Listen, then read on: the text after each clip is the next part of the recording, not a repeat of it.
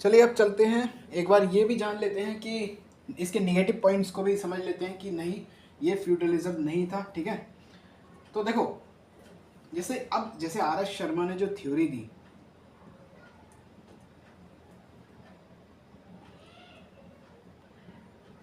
इन्होंने कहा है फ्यूडलिज्म ये सामंतवाद था, अर्ली मिडिवल टाइम पीरियड जो था वो सामंतवाद था। बट अब इनकी थ्योरी को काउंटर किया जाएगा, इनकी थ्योरी को क्या किया जाएगा, काउंटर, है ना, काउंटर अटैक होगा हमारे न्यू रिसर्च के द्वारा।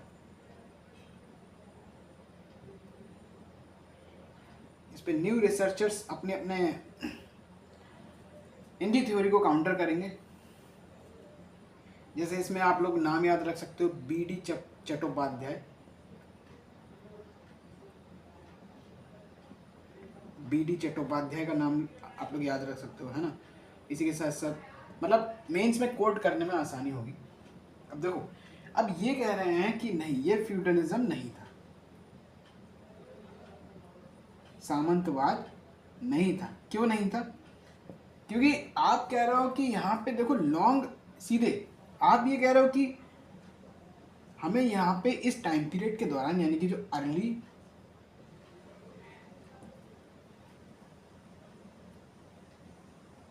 अर्ली मिडिवल पीरियड है 750 ईस्वी से 1200 तक का जो टाइम पीरियड है, उसको आप लोग सामंतवाद कह रहे हो। यहाँ पे सामंतवाद का विकास हमें देखने को मिलता है। ठीक है, बट आप देखोगे और इसको काउंटर किया जाएगा। जो अर्ली मिडिवल पीरियड है इसमें आप कह रहे हो कि हमें लॉन्ग रूट जो ट्रेड है, long routes trade and commerce हमें देखने को नहीं मिलता, है ना। बट ठीक है, नहीं मिलता, लेकिन आप देखोगे तो हमें इस टाइम पीरियड के दौरान में maritime trade and commerce तो देखने को मिलता है ना। मैरी टाइम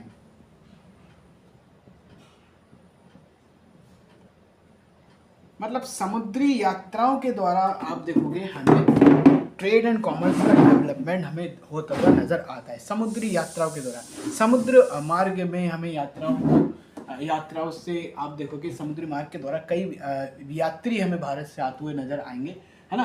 तो लॉन्ग रूट ट्रेड नहीं है, लेकिन लॉन्ग रूट ट्रेड्स की जगह हमें maritime trade and commerce देखने को मिलता है ना।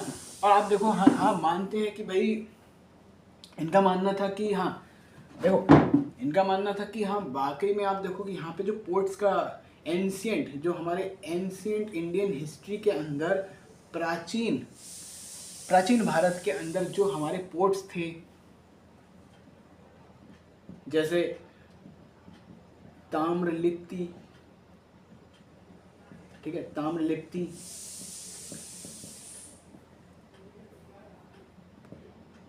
देवल पोर्ट सिंध में आपको देखने को मिलेगा। तो इनका इन बंदरगाहों का डिक्लाइन होता हुआ हमें नजर आता है। बट इसकी जगह आप देखोगे नए बंदरगाहों का डेवलपमेंट हमें होता हुआ नजर आ रहा है, नए बंदरगाहों का इमरजेंस हमें देखने को मिलेगा। जैसे कौन कौन से बंदरगाह आपको याद रख सकते हो, जैसे चिटगांव, है ना, ये एक पोर्ट आप याद रख सकते हो। उसके बाद आपको नागापट्टनम पोर्ट याद रखना है, नागापट्टनम साउथ के अंदर, ये बड़ा इंपॉर्टेंट पोर्ट है ना। और हमें इस टाइम पीरियड के दौरान में आप देखेंगे, अगर हम अपना साउथ इंडियन हिस्ट्री के बारे में देखें, साउथ इंडियन हिस्ट्री में देखेंगे तो आप देखोगे तो ट्रेड एंड कॉमर्स के नाम पर आप देखोगे इन्हीं पोर्ट्स, बंदरगाहों के द्वारा हमें साउथ ईस्ट के साथ जो भी यहाँ पे आप साम्राज्य, जैसे श्री विजय एम्पायर आप याद रख सकते हो, श्री विजय, है ना, श्री विजय एम्पायर के साथ हमें, है ना, दक्षिण भारत के जो राजा थे उनके साथ हमें रिलेशंस देखने को मिलते हैं। ठीक है, तो आप कैसे कह सकते हो कि फ्यूडलिज्म था, है ना। हमें व्यापार, ट्रेड एंड कॉमर्स तो हमें देखने को मिल रहा है आराम से। ठीक है, कई हम देखेंगे कई व्यापारी यहाँ पे आते हुए हमें नजर आएंगे इसी टाइम पीरियड के दौरान में, है ना। और इसके साथ साथ आप यहाँ पे कह रहे हो कि भाई इस टाइम पीरियड के दौरान में आर्ट एंड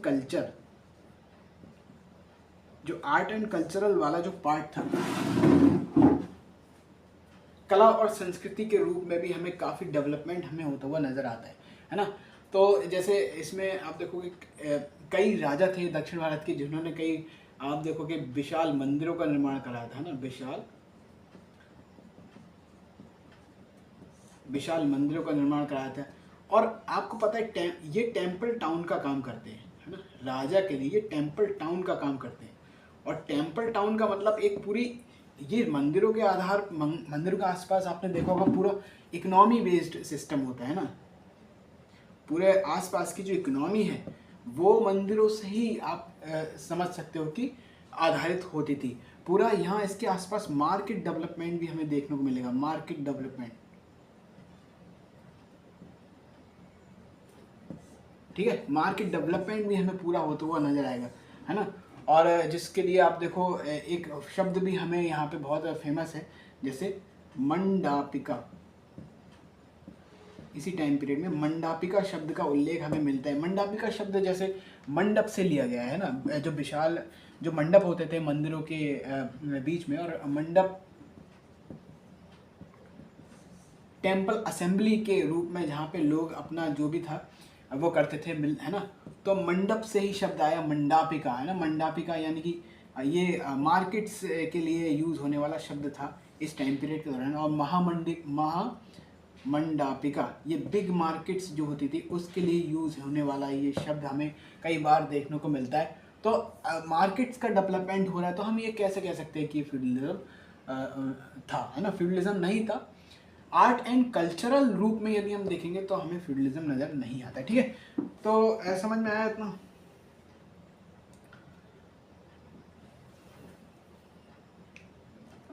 यही आप कह रहे हो कि भाई ट्रेड एंड कॉमर्स नहीं है, तो फिर आप देखो कि अरब व्यापारी काफ़ी आते हैं, कई अरब व्यापारी हमें इसी टाइम पीरियड के दौरान में देखने को मिलते हैं। और आपको पता है घोड़ों का व्यापार ये लोग करते थे ना, घोड़ों का व्यापार, घोड़ों के व्यापार के साक्ष्य भी हमें देखने को मिलते हैं, ठीक है।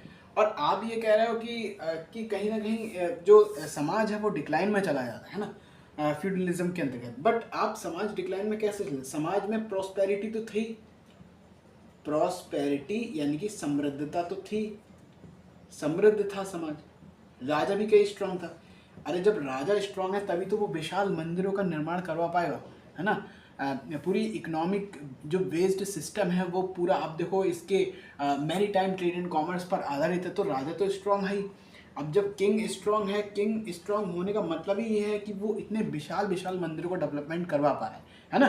तो किंग वीक नहीं है, किंग स्ट्रांग है इस समय। और आप देखो तो जो विशाल मंदिरों की जो बड़े बड़े आप देखो जो बड़े बड़े मंदिर होते हैं वो यही दर्शाते हैं कि राजा कितना स्ट्रांग दिखा रहे हैं।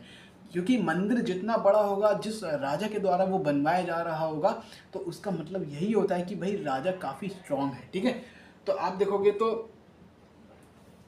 और समृद्ध था ही। आप देखो जो कन्नौज प्लेस है इसी टाइम पीरियड के दौरान, है ना, कन्नौज जो प्लेस है इसी टाइम पीरियड के दौरान कितना इमरजेंस उभर करके आता है ना, इसका काफ़ी इमरजेंस होता हुआ हमें नज़र आता है। और कन्नौज का जो मंदिर है वो काफ़ी फेमस है। आप देखोगे जब महमूद गजनी का आक्रमण 1000 ईस्वी में जब होता है ना, 1000 ईस्वी में जब महमूद गजनी का अटैक होता है, तो भाई इसका सिंपल सी बात यही तो है कि महमूद गजनी भारत की संप्रदा के बारे में, उसने संपदा संपत्ति के बारे में सुना था, मंदिर के बारे में, विशाल मंदिर के बारे में सुना था।